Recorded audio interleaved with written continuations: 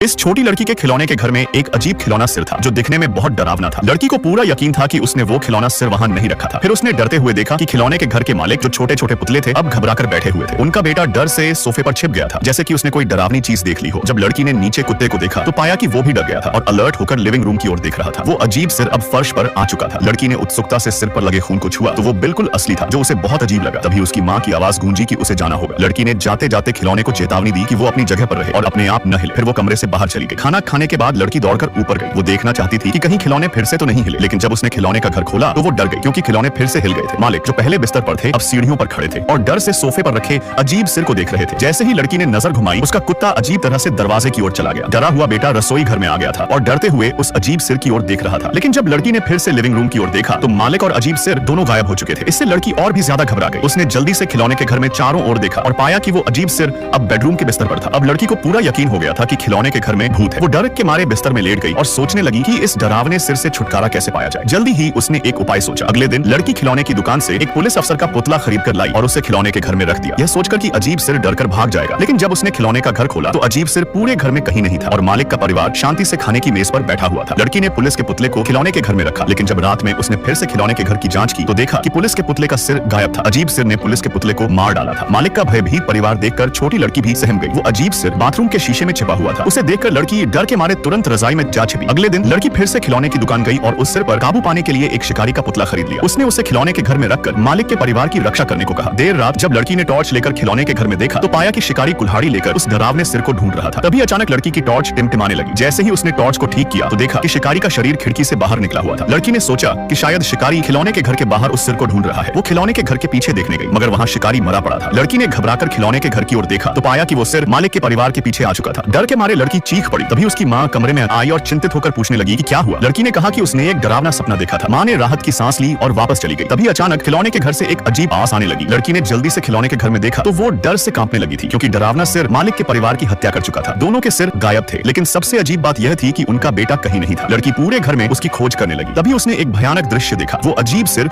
उनके बेटे के शरीर पर लगा हुआ था। लड़की ने गुस्से में उस सिर को खिलौने के घर से बाहर निकाला और डर के मारे बिस्तर में छिप गई। उसने सोचा कि सिर को बाहर फेंकना ज्यादा सुरक्षित होगा। उसने टॉर्च लेकर घर में सिर की तलाश की और अंत में बिस्तर के नीचे उसे ढूंढ निकाला, लेकिन सिर अचानक 10 गुना बड़ा हो गया था। लड़की को अपनी आंखों पर यकीन नहीं हो रहा था। नकली सिर असली में बदल चुका था। वो और भी ज्यादा डरने लगी। उसने तुरंत सिर को उठाकर वापस खिलौने के घर में रख दिया और अगले दिन अपने माता पिता से कहकर खिलौने का घर किसी और को दे दिया था।